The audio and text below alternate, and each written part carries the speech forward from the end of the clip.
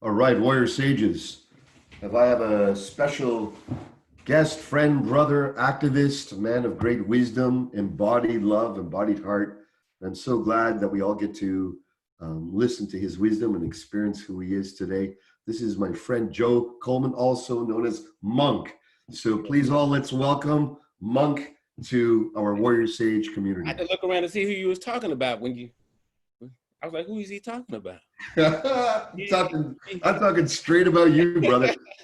First of all, let me give you a little short introduction. So, I've been vegan now and been diving down that whole up leveling myself and such for a while now.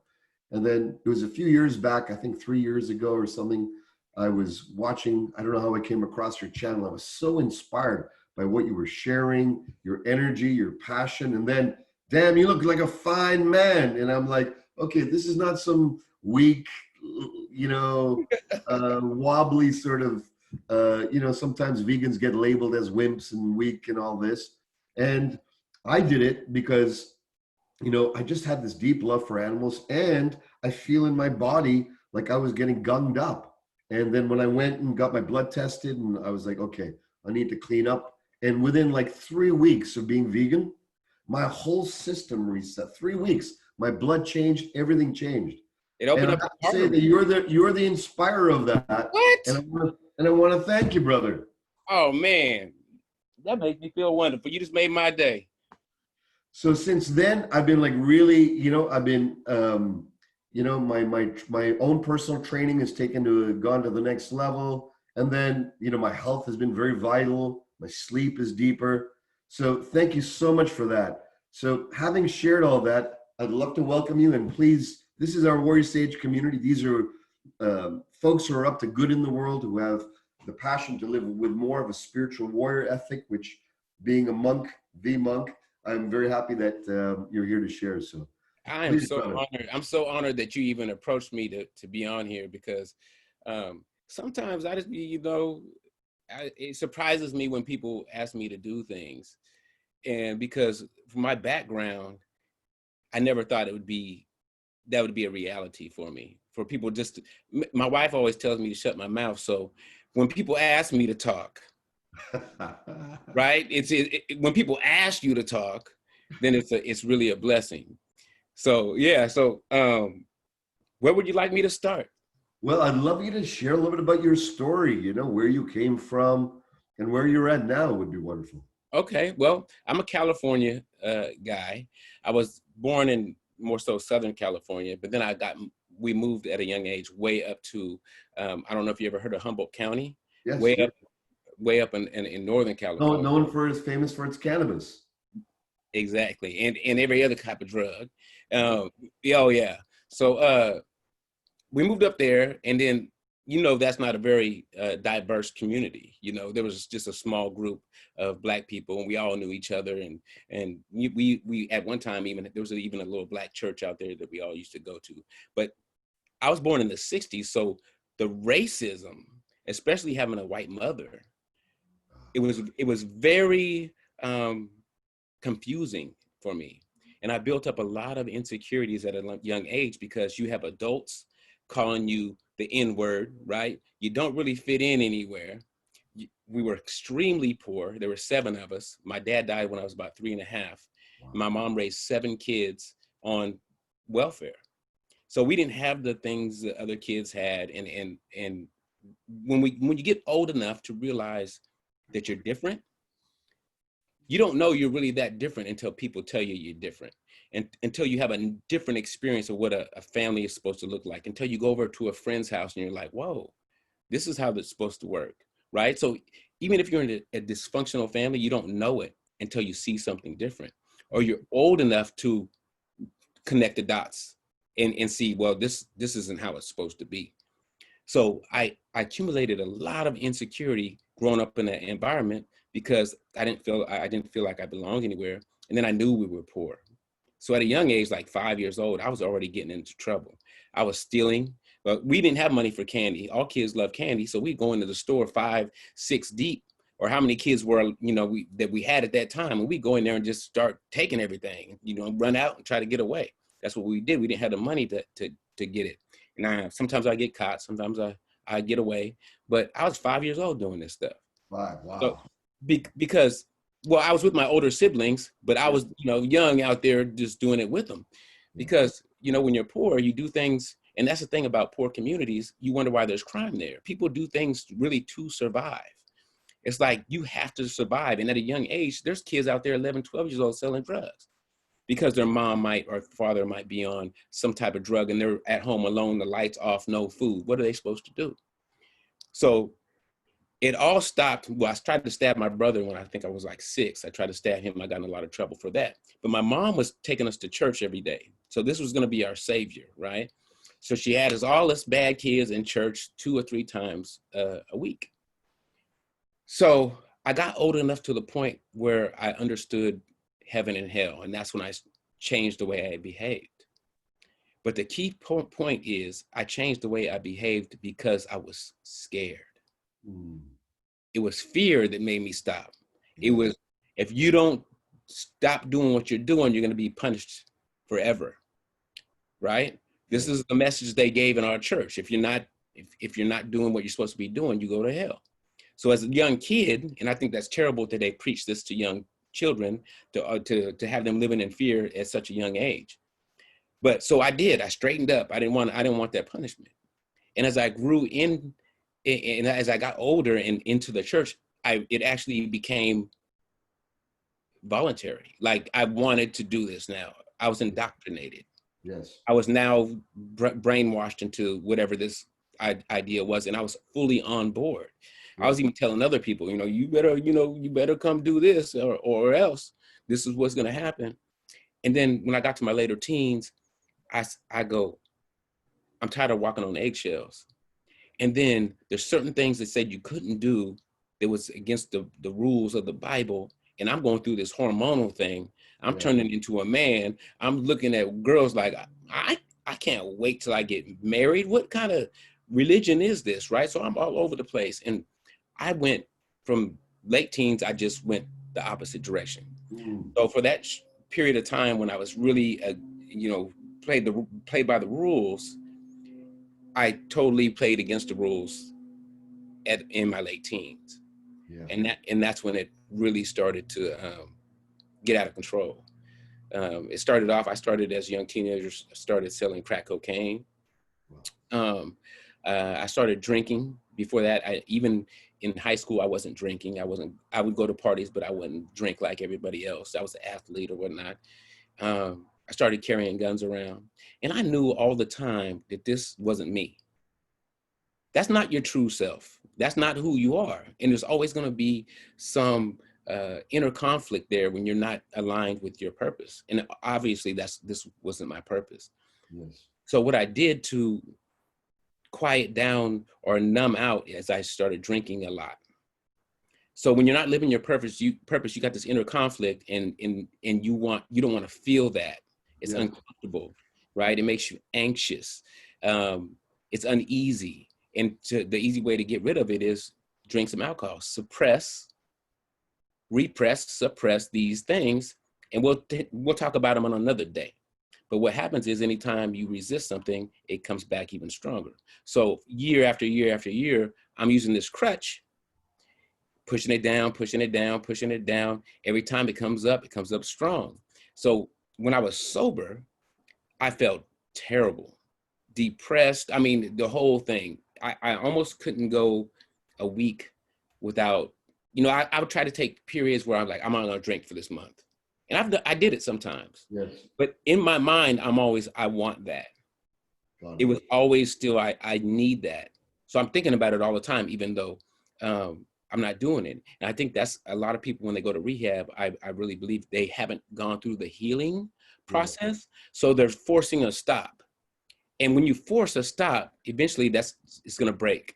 It's going to give way, right? So you force this stop, but you really want it. You haven't done the work to heal from whatever it is that's making you partake of the substance.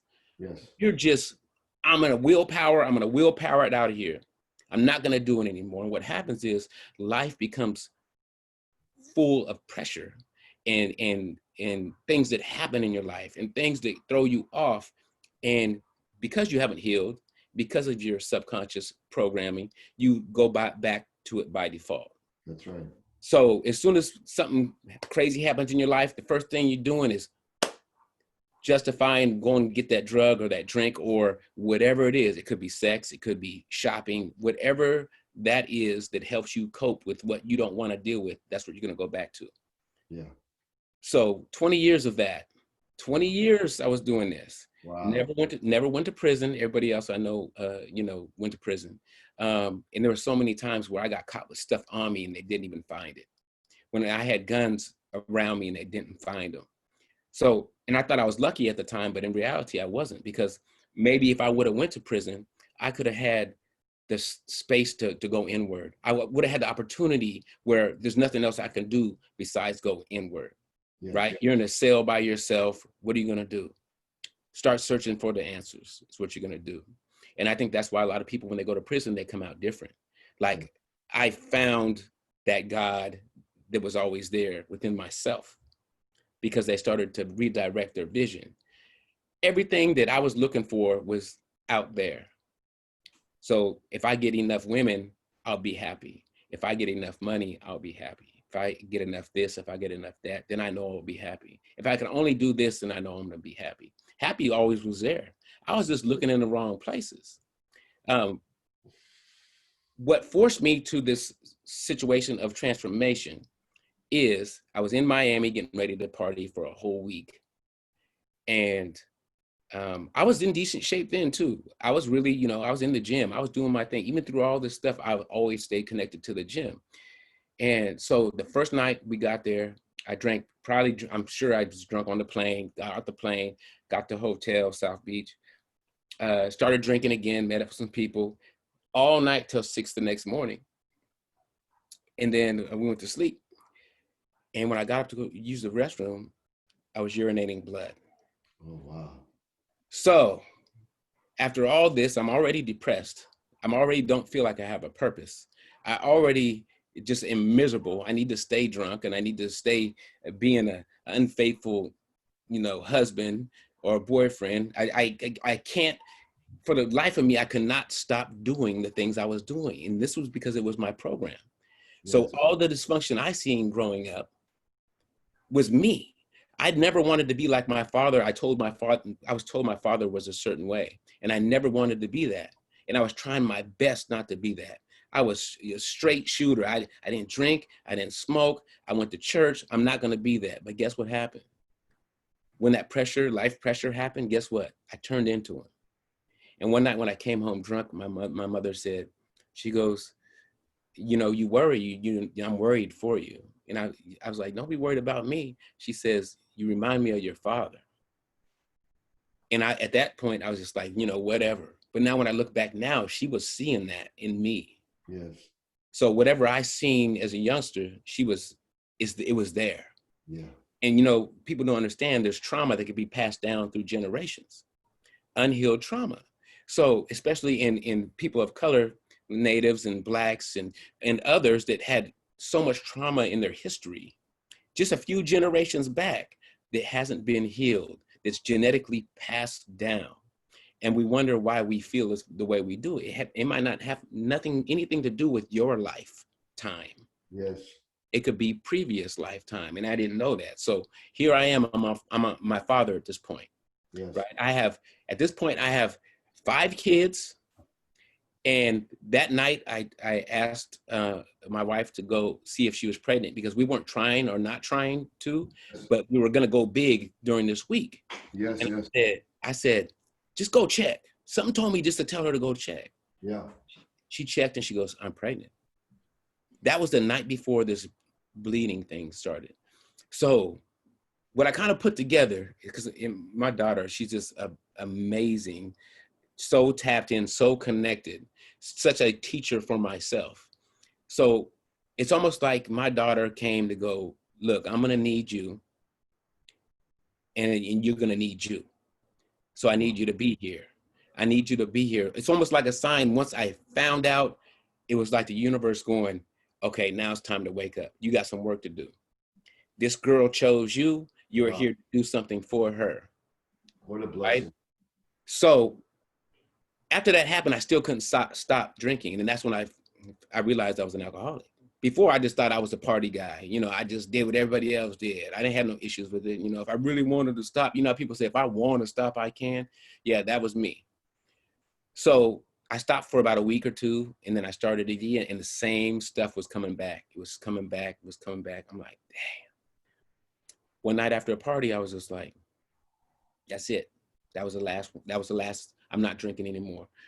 Usually when I drank, I smoked cigarettes and smoked weed and just did everything, made the worst decisions ever, right? And I was drinking a lot. So I was making a lot of bad decisions for a long time. So I needed something to do because I felt like something was really missing when I stopped the last time. Yeah. So I continued to smoke cigarettes. And when I usually didn't smoke cigarettes unless I was drinking. But I was like, I need to do something. I feel so uncomfortable in my own skin, so anxious. I just need to do something. I know I can't drink anymore. I'm not going to be here if I do that. So maybe about 4 or 5 months into me stopping with the alcohol, I'm doing good. I'm 4 or 5 months in. I'm short, I'm aggressive, I'm angry. I don't want to be in this situation. I feel like I'm the victim. Yeah. I can't do what I want to do anymore. I can't be the way I want to be. I can't feel the way I want to feel because the alcohol made me feel a certain way where I can actually feel like I was at peace, like I was in the present moment, but it was a false sense of presence. Yes. So I said, I need to do something. So I looked up meditation. And I don't remember what it exactly said, but it was just like, you know, sit down, see what comes, you know, connect to your breath. Like I said, it's been so long, I don't really remember what it said, but I did it.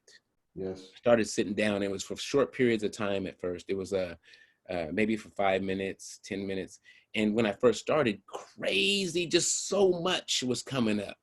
And I understand why people quit doing it because they don't want to hear that. They don't want to hear what they need to deal with. They don't want to deal with that. So now I'm not drinking, so I'm not dealing with my issues with alcohol. And now I'm really looking at my issues by sitting down in meditation. So day after day, week after week, month after month, things kept coming up and I kept sitting. And I didn't know if it was doing anything, but I said, you know what? If anything, it seems like my days are a little bit lighter when I meditate first. So I'm just going to continue to do this. And I started to add time to it. You know, I got up to like, 10, 15 minutes, 20 minutes. I'm like, and it started to feel a little bit good and a little bit strange at the same time. But when I really started to know it started to make a difference is when I started to look at people different. This is the only thing that I could, that made me know like something is changing because my whole thought process was changing. My heart was opening. I was looking at homeless people like, I just want to help them. I was looking at drug addicts like, I want to help them. I understand their pain. I was there. So I started to cultivate this compassion within myself and empathy. I started to look at people like I just wanted to save them. And I thought it was, really strange, but good. I said, there's something that's going on. Then my mom started, my mom said, you know what? You really told my wife, you're really starting to, he's really starting to act different. So I started to get it from people saying, well, what have you been doing? You're changing, right? So my current wife right now, she's seen it from, I was maybe a couple years in the meditation, but she's seen the whole process. It's been 11 plus years of me being in one state, angry, short, feeling like the victim, to unfolding as we go along. So it's almost like a slow motion car wreck in a good sense. You know what I'm saying? You see it coming, but it's just unfolding naturally. So 3 years into my meditation, and I didn't look up what meditation really did for you. And I'm glad I didn't, because all the things that happened was experience that is real-time experience. That's right. I wasn't expecting it. So I didn't force myself to try to, well, what does meditation do for you? I didn't try to go, okay, well, I need to go in that direction because this is what it's supposed to do. I didn't know what it was going to do. But 3 years into my meditation, I'm sitting there and I'm eating in Oakland, I'm sitting eating a vegetarian omelet. And it's usually I want bacon and all this other stuff on it, but I just wanted a vegetarian omelet. And the friend that I was with, she said, "Are you a vegetarian?" When I tell you this came from somewhere else, I was like, yes, I'm a vegetarian. Wow. And I knew I wasn't going to eat meat again. I knew it. You know, the knowing, Yeah. the knowing, like there's no doubt about it. This Yeah. is real. I wasn't just talking. Something came through, and that question was supposed to be asked me right now. What I was doing is I was cultivating compassion, not only for humans, for all beings, understanding the oneness of it all. And sentient beings, they feel like we do. So I was making that connection. I still didn't know I was making that connection at that time. I just knew I was a vegetarian at that moment. So after I got out of there, I started Googling vegetarian, bodybuilding, blah, blah, blah. And I didn't know what a vegan was. So I'm Googling vegetarian. Now, of course, I see the vegan thing pop up, and I see people that I now know pop up, right? That are in vegan bodybuilding and things like that. And I didn't know what it was. And then I said, well, basically, what's the connection between meditation? Because this is all I've been doing different. What's the connection between meditation and vegetarianism or veganism? And it said, the connection to all life. And I didn't want to do any harm to any other beings. And then I thought to myself, I'm like, well, that makes sense. Because most of us on this planet, meat eaters or not, if you had to kill your own food, you would be a vegetarian, period. If you literally had to go out with your own hands and do the dirty work, you wouldn't eat it. Because you would see the pain and you would see the suffering and you see all that. It's like, I don't want that. I don't want that. Not only that, on an energetic level, we take this into our bodies and it becomes part of us. So a lot of times it's associated with, fear and anxiety and things like that. I know several vegans that when they stop eating meat, they stop getting anxiety attacks. Wow. Right? Because everything is energy. Yes. Everything is energy. So the energy, the energetic state of that animal in all its entirety, in its wholeness, from the human growth hormone, not human growth hormone, from the growth hormone to the antibiotics, to the fear that's in its cells, to the even being raised in close quarters and cramped quarters, from the stress. So you got stress, fear, growth hormone, antibiotics. So this is all becoming you, literally. So when you say you are what you eat, it's on an energetic level too. Everything's energy. So now what are you putting into your body? What do you want to merge with you? You and I know both, there's people that give off a certain type of energy that you don't want to be around it. And that's not even, you're not eating that. You just don't even want to be around it. But now you're taking this energy and you're putting it in your body. Wow. And you're breaking it down on a cellular level. And it's running through your veins. It's running through everything in your body. Now, if you don't think that has an effect on you, then I don't know what else to tell you. That has an immediate effect on your body. It brings down your frequency, right? When you go on a juice fast or something, you feel how light and how high you are, right? If you eat a heavy meat meal, what are you doing? That's what you're doing. That's that energy you're taking in. So going forward from that point, I was like, I can't be vegan. That's too much, right? That's too much for me, right? I don't want to look at every package for milk. There's milk in everything. I come to find out there's milk in everything, right? And eggs, chickens just have eggs, and milk is just, cows just have milk. So why would I even care about that? Ooh. So that happened for about 2 years. And then I came across 2 videos that were really changing for me. It was the milk process and the egg process. I guess God wanted me to see this, right?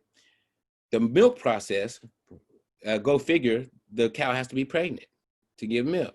Never even thought about that. Blew my mind. Wow. Moms, when they're pregnant, they lactate. That's what they do. So they take the baby, if it's a male, and they chop it up and use it. First of all, they take the baby from the mom, which is traumatizing in and itself, right? And they kill it if it's a male, and they raise it up for another milk cow if it's a female. So that's your veal. And I'm like, no, I can't be a part of that. If I really became vegetarian because I didn't want others to suffer, that's suffering right there. And I'm not going to be any part of that. And then the egg process is what really blew me away. I was like, I had no idea. I thought chickens just have eggs, right? Chickens just have eggs. So we just take the egg from them and we eat the egg. The male chickens, they sort them out on a conveyor belt, and the male chickens are thrown into grinders alive, or poisoned with gas, or thrown in the garbage bins. I'm like, how can you even treat any being like this? How desensitized do you have to be? You know, I know people have to do what they have to do as far as employment, but the effect it has to have on these people in these slaughterhouses and these egg I don't know what you would call them, where the chickens and all that, to be around that affects you. And there's a high rate of depression and suicide, people that work in these environments, because you have to cut off. You have to cut off what you feel. You have to go cold. Yes, you're completely desensitized. Exactly. Right? Can you imagine being part of 150, 200 killings in a day? How that would affect you? I mean, I don't even want to see one, but you're doing this all day long in a slaughterhouse. So once I heard that, I'm like, you know, I can't be a part of that. And the difference, I think, with me and a lot of vegans, because there's a lot of judgmental vegans out there. And I think it's because they learned something, so now they have to make everybody else learn something. For me, it was more of a connection, and it was a connection with compassion and love. So I'm not gonna give the message from any other place than that. It's not gonna be from a judgmental place. Look, you are where you are. And if you make that connection, you make that connection. And if you don't, that's your own personal journey. But if I can deliver it with love, you're more likely to receive it, and you're more likely to hear what I'm saying. Anything you deliver in a place of hate or judgment, you're just going to get the same thing back. And I was talking just today, I had an interview, and I was talking about this lady that was racist in Hawaii that was calling me and my wife, you know, the N-word from across the street. And, you know, when you hear it at first, it kind of hits you, but then back in the day, I would have cussed her out and called her all kind of things and did like that. But meditation brings you to a place of awareness and to a place where you can respond instead of react, right? And that was a big deal for me. I was really reactive. So if you said, you know, if you gave me the finger, I gave you the finger. If you said something to me, I said it right back. If you cut me off, I, you know, cussed at you. You know, everything was a reaction. I was reacting to life. So with this lady doing this, it hit me at first, and I'm like, oh, she's talking to us. And then my wife was really upset because we're not in the same place as far as that goes, right? And I said, check this out. I said, us reacting to what she's doing right now is just bringing us into that energetic field. It's bringing us into that hate and whatever she's got going on. And that's what she wants. She's baiting us. Just come over here with me. And I said, no, we don't. She's across the street. She's not doing any physical harm to us. Let's protect ourselves. Let's protect our energy. And we're just going to wait for this Uber right here, and we're just going to enjoy ourselves just like we were before this started happening. And I told a friend of mine the other day, I said, when you know what the oneness of it all, when you realize the oneness of it all, you realize people that are out that are doing terrible things, that's not their true nature. This is not really them. This is the program. So you stop taking things so personal, right?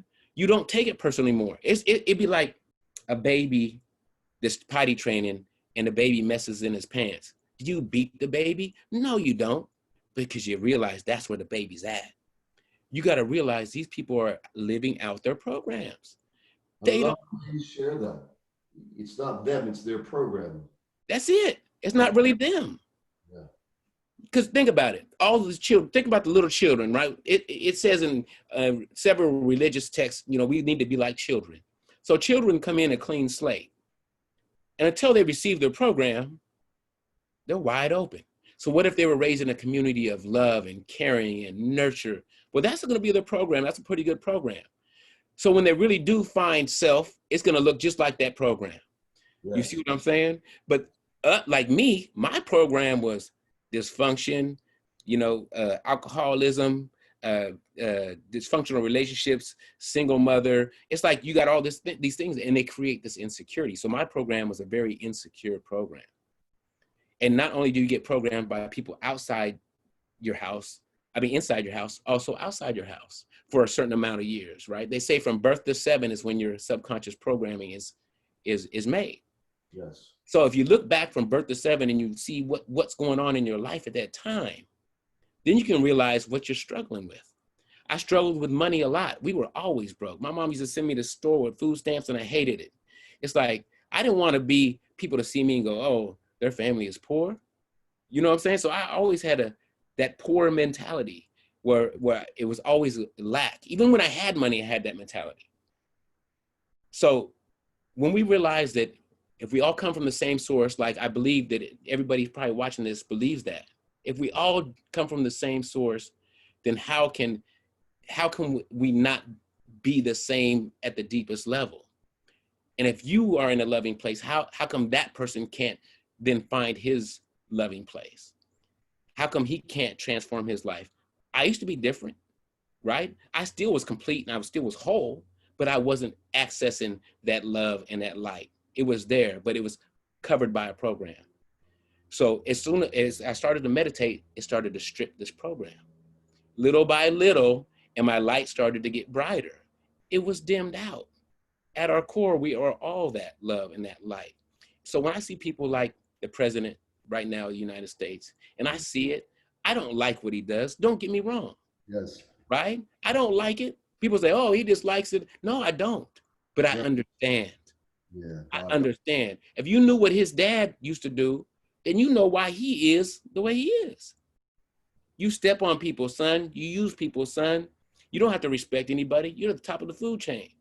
Where do you think he got all this from? He wasn't a child thinking like this. He was given this. And he just rolled with it. So most of us in our life, we roll with it through our whole lifetime. So our purpose is never, that we came here to do, never happens because we're stuck in this program. When you get out of this program, guess what? The universe and everything starts to align. Old people in your old life start to just naturally go away because you have changed your vibration and law of attraction. So whatever you got going on internally is going to affect your outside world, including your friends. So it wasn't like I said, I'm not talking to anybody else. And that's what they do that in rehab too. They come out like, I was told not to associate with my old friends, but you end up doing it anyways. Yes. But when you change on the deepest level, they can't stay around. They won't stay around. They can't deal with the energy that you're giving off. It'd be like two magnets turned backwards. They're just naturally pushing away from each other. But what happens is people are afraid to lose their old friends. I've been friends with him for 20 years. That doesn't mean anything. Is it supporting your life right now? That's the question you need to ask. Is it supporting your life? Are you worried about his feelings getting hurt? But you can't be. So what happens is your old friends are going to fall away and people will try to grasp onto the old stuff. Hold on. You're hurting yourself by doing that. What's going to happen is the old ones are going to fall away and new people are going to come into your circle. And it might be smaller, but it's going to be powerful. So whatever you're giving off, these are the people like yourself that you're going to pull in to your energetic space. And you guys are going to grow and build and help to heal the world together instead of doing that old stuff that you're doing to tear down people and to make the planet basically a worse place, right? So we're here to build and help and grow. And you can't grow if you're still hanging out in that old paradigm. You got to make that shift for good. And whoever's coming is going to be there and whoever's not is not. So sometimes it's a pretty lonely journey at times, but believe me, people will start coming back. They'll come back around, but it's just going to be a different group of people. Yes. Beautiful, brother. Thank you so much for sharing richly about your errors and all the life lessons you've had, how you overcame these things, the miracle of the meditation, the gift of this compassion that expands. You know, what you said really landed, especially in this time that we're in right now, where there's so much division on every single front, more gasoline being poured upon divisions, everyone vilifying everyone else, making a demon out of everyone. You know, where are you at with all of this? Well, this is the way I put it, and I talked to my friends about it because some people are still so angry about this whole situation that when we have two sides going against each other, and they both are trying to make their points, and in anger and in all these low vibrational things are going on, and you jump into the mix, you're just adding to that pot. You think you might, by making your point, is going to make things better, but those people are never going to accept that point that you're trying to make. You got to understand this. So it just grows and grows and grows. More people jump in, and it grows and grows and grows. More people on this side, more people on that side, people cussing people out, people calling people names. So you think you're going to go in here and make a point, and everybody's going to be like, oh, thank you for your point. We're all good now. What's going to happen is you're going to get sucked into that, the muck. And when you get done with that, nothing's going to be accomplished, and you're going to come out feeling terrible. That energy will get you. I've been in there. I've jumped into it. And just like yesterday, I made a comment on Facebook, and someone responded, "You're just as stupid as Elizabeth," because it's Elizabeth woman made the post, right? "You're just as stupid as Elizabeth." And I was like, how am I going to respond to this? Before this, I would have just went in. I would have jumped right in. I would have took the bait, but I'm not accepting that gift. Yes. So I said, how am I going to do this? So I said, his name was Kevin. I said, Kevin. And I didn't do it from like a patronizing place, right? I wasn't being a smart ass or anything like that. I was like, Kevin, I hope you get what you want. You have a blessed day. He didn't respond back. Now, if I would have responded with the energy that he came with, we'd probably still be on there from yesterday, going back and forth. Entering back and forth. You see what I'm saying? So yeah. It's not about anybody else and proving a point. It's about protecting this. Always try to live in your highest vibration. Always try to keep that. That's for you. And you don't sacrifice your energy trying to make a point. And the points, they're not going to take that point in. It's going to be a moot point anyways. You see what I'm saying? So we got to be super careful with the social media that we don't get involved in these fights that go nowhere. Because this is creating a collective vibration on this planet. And that's why there's so much division going on right now. The social media has opened up the borders, and it's like a world war on social media. This is the energy that we're helping to grow when we jump into these pots. Yes. We got to be the bringer of something different. So if we want to counterbalance that, we got to bring something opposite of what's going on there. We can't just go, I'm gonna make my point, jump in here, because you're right into it. The reason why you wanted to get in the first place is because you felt a certain way. Something hit you, something triggered you. So you felt like you had to make, there's so many times where something will trigger me and I go, I'm gonna stay out of that. I'm gonna stay out of that one. I mean, I'm reaching for my phone. No, I'm gonna stay out of that one, because you know where it's going. With awareness, you can see the curveball before it gets to the play. Yes. You can see the triggers. You can see it happening real time. Yes. You're not taken off guard like you would be if you didn't have a practice of being present at some point, because it just hits you out of nowhere and you react to it. But when you can see it coming slowly, you can sidestep that. You don't have to involve. You don't have to engage in that. And I think that's where it really helped me the most, even with people on the street. I've had people, cut me off and flip me off and do something on the street. And I ain't gonna lie. One time I was coming home from work, and this guy coming out of a little bad area, and this guy came in front of me, and he's around me and slammed his brakes on. I'm like, what? Like, what's going on? Like, hard, like he wanted me to wreck. So I'm like, whoa, I slowed way back down. He sped up, came back and did it again. He's in front of me. And I'm like, this is crazy. What is going on here, right? So I'm like, I'm getting ready to get on the freeway. And I get on the freeway, and this dude is acting crazy. I had a pistol on me. I pulled it up. He instantly hit his brakes and just went like 40 miles an hour on the freeway while I'm driving. So this is the type of thing, reactive type of thing that'll, for one, get you put in prison. For two, do something you'll totally regret later.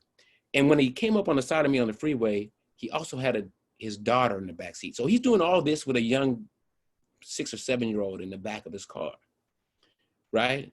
So that day, hopefully, I thought to myself, well, maybe he learned a lesson. You just can't be going around here in your car trying to run people off the road and make them crash. Maybe that was a lesson. But me now, Yes. that wouldn't be the method. Yes. You know what I'm saying? If anything, I would just pulled off and got away from him and shot him some, like, whatever he's going through. Maybe something terrible just happened in his life and he don't care about life no more. So why would I want to add to that for him? Why would I want to add to another person's misery? When people treat you bad, they're in a bad place. Ooh. Wow. You heard the saying, hurt people hurt people. Yeah. Unless they were, if they weren't in a bad place, when you're very happy, do you treat people bad? When you have a lot of joy in your life, do you treat people bad? When you have peace in your life, do you just treat people any kind of way? No. So you got to realize these people are going through a hard time. So what do they need from me? Yes. Right? They don't need the middle finger from me, right? They don't need me to cuss them out. They don't need me to check them and tell them they're, POSs. They don't need that. They need love. That's what they need from me. And I'm going to give it to them. I mean, at this point in my life, I'm so nonviolent that the only way I would ever be violent is if someone literally was trying to just kill me or beat me up. I would protect myself. But I realized how violence is so destructive, not just on a physical aspect, but just in general. Being to the point of that energy is so hateful that you want to physically hurt or try to kill somebody. It's so damaging. So, and even when I was doing stuff, like I'm don't get me wrong, I'm not saying I killed people or anything. I didn't do that. I'm just saying I've been involved in violence. And even when I was doing that, I still felt bad for the person. That's crazy. Because I knew that wasn't me.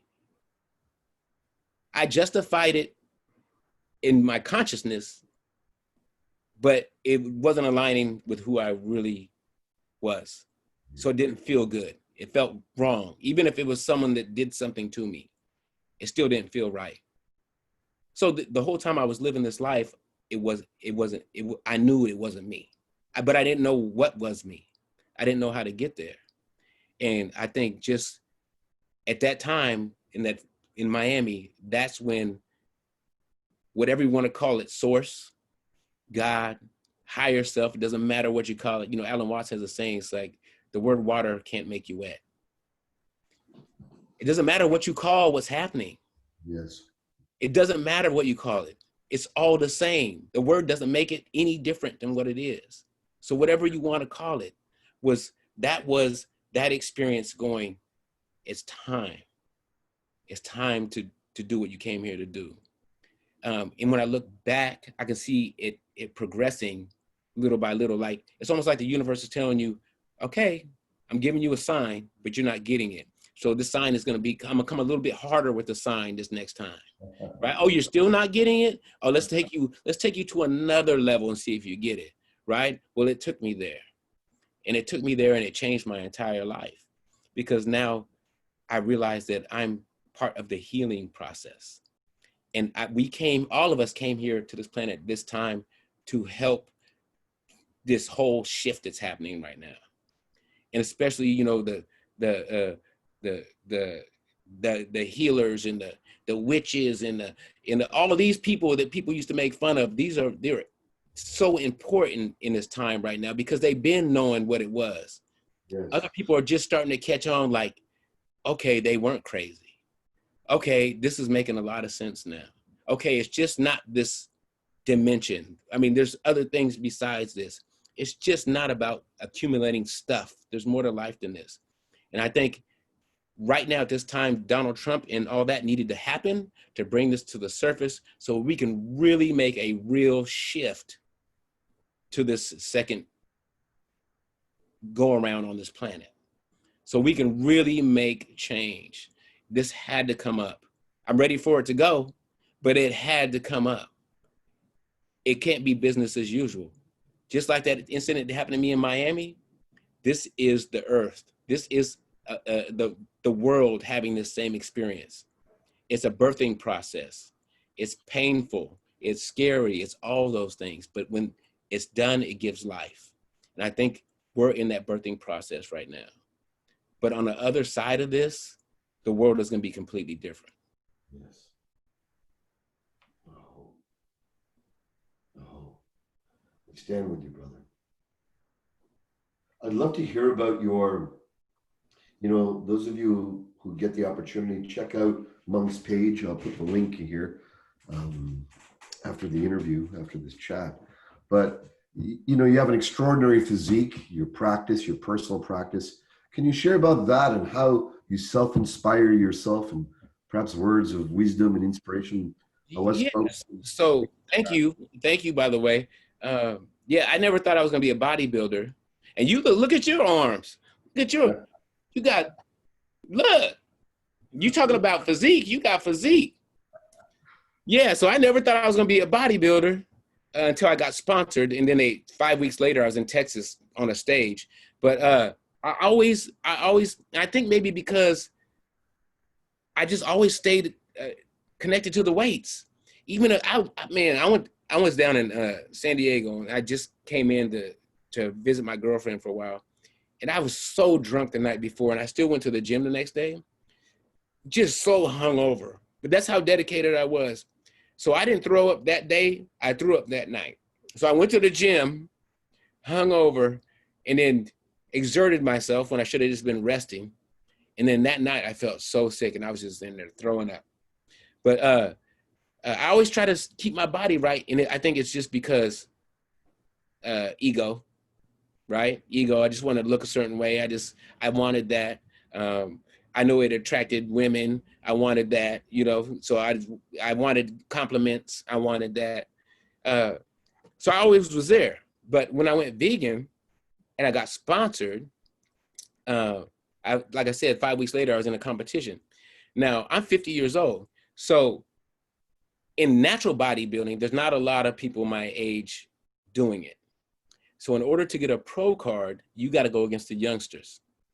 So I have 3 different pro cards by 3 different federations, and all of them were against 20-something-year-olds, 30-something-year-olds. Yeah, because there's not enough people, natural bodybuilders my age, you have to have enough people you have to you can't just get up there by yourself and say, okay, you got a pro card. You got to be a certain kind of people. So, and then I went and got this tattoo up here because people would always ask me when I had a vegan shirt on, they asked me about it. But so my bodybuilding, I was already in there. Before I became vegan, I was throwing up almost 350 pounds at one time. And I was like hitting 120 dumbbells, no problem. But so I was always doing that. But when I became vegan, I was like, okay, well, how is this going to affect my body? And it just had positive effects. I'm not as big as I used to be, but I'm leaner, right? I'm leaner than I used to be. And I have more energy than I used to have at 50. So my routine, and I intermittent fast every day, and I fast twice a year, 3 days. So, and it just my intermittent fasting just kind of came naturally. So I eat from 12 to 8, and the first thing I eat is fruit. 12 afternoon till 8 p.m.? Okay. Yeah. And the first thing I eat is fruit. And then after that, I'll do my greens. So today I ate my fruit, and then I ate some hummus, and then I ate a salad that had chickpeas and all different kinds of stuff in it, kale, spinach, stuff like that. So that's what I've eaten today. And then I'll usually have a snack, and I do my pumpkin seeds and my walnuts, and then Tammy usually makes a big dinner or whatever. But my training really hasn't changed. So I usually hit about an hour or so of weight training. My splits, I'll do body parts. I'll do chest. Then when I do my triceps, I do them by themselves. I do my biceps by themselves. I hit abs about every other day. And then when it comes to competition time, I have to pick up my cardio and I clean my diet up. So I don't really change too much. It's not a life-changing thing for me to prep for a competition. So what I do is different is I do the stairs a lot more after my workout, because you're already in fat burning mode once you hit those weights. And then I do 100 burpees in 10 minutes. So I go 30 seconds on, 30 seconds off. And then that's it. And I'll do that maybe 4 times a week. And if you want to get lean, do an hour of weight training, Yeah. 20 minutes on the steps, and 100 burpees in 10 minutes. And if you do that consistently for a month, you're going to notice a huge difference. Nice. And a lot of times I did it empty with an empty stomach. So I go into the gym like at 10 o'clock or 10:30, work out, no food, do all that, no food, come back and eat my fruit, and then continue on with my day. Wow. So best time in the morning For working out? to work out before you eat? Yeah. So fasted cardio, I'm sure you heard of fasted cardio. Well, especially, fasted HIIT cardio. Yes. Your body needs energy. Where's it going to pull it from? Got it. Right? So it's going to pull it from your fat storage. So you're hitting the weights, which already got you up burning fat. Then you walk the stairs. I don't know if you ever walked stairs before, but it's tough for 20 minutes. And then you do the 10 minutes of burpees. That's my program. And I stick to it. And you do that, what, 4 times a week? Yeah, when I'm prepping. And when you're not? And when I'm not, so the gyms are closed now, but I usually hit the stairs, just the stairs after working out a couple times a week. Okay.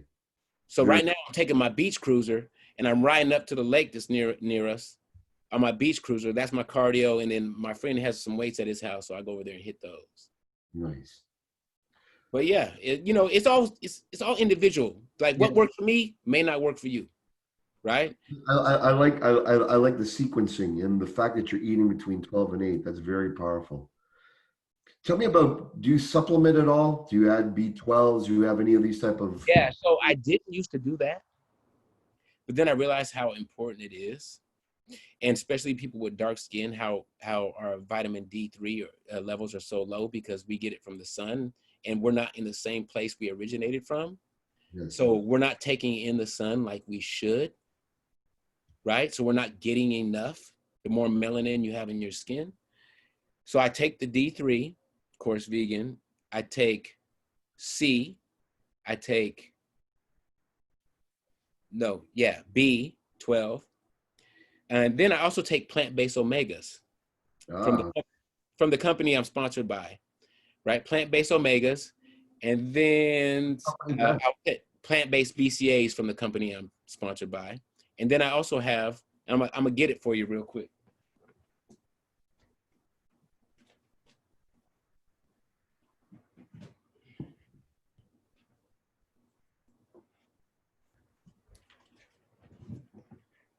This is actually a whole food.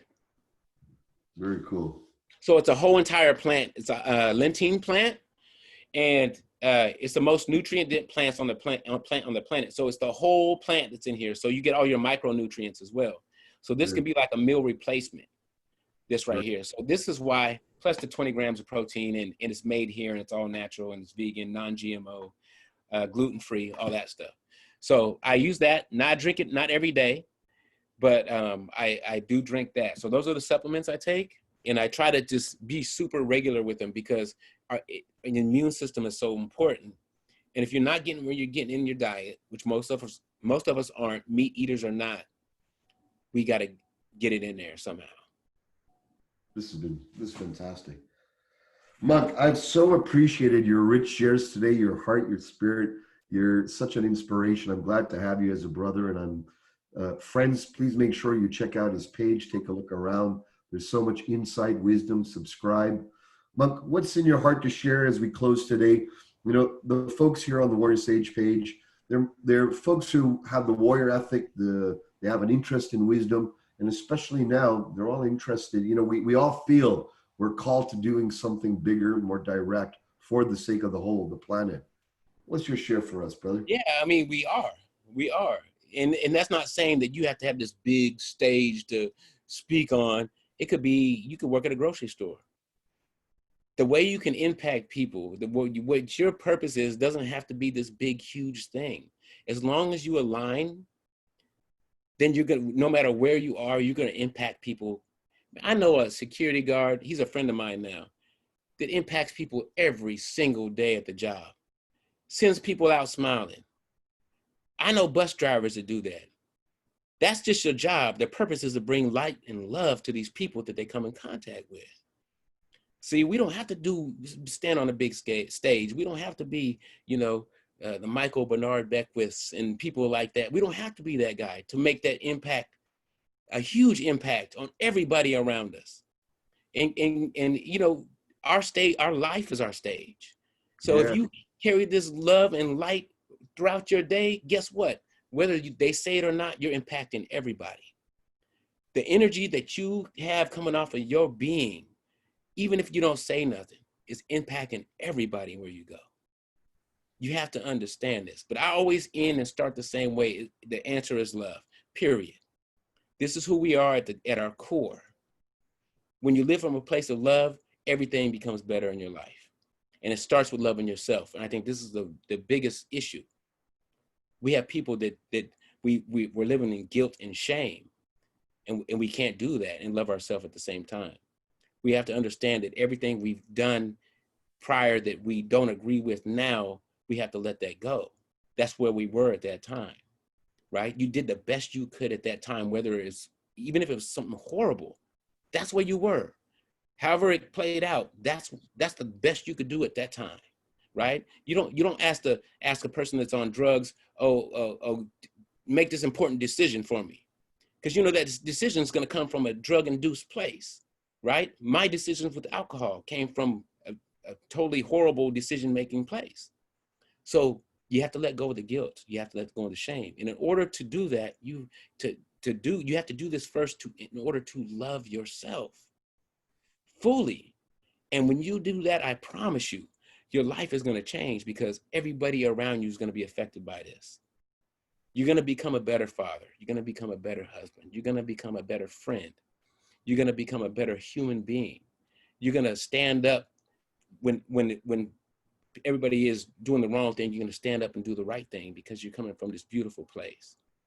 Everything about you're going to be a better father. You're going to be you're going to be better to yourself. You're going to be kinder to yourself, more forgiving to yourself. We blame ourselves so much for so much in our lives. We have this accumulation of guilt and shame that we have that we should have did something better at that time. When you release this guilt and this shame, it's like 1,000,000 pounds off your shoulders. I mean, we have to imperative that you love yourself. That's where it starts. Start at home. And I think I got to add this too. I think a lot of times when people have children and they can't love themselves, they love themselves indirectly through their child.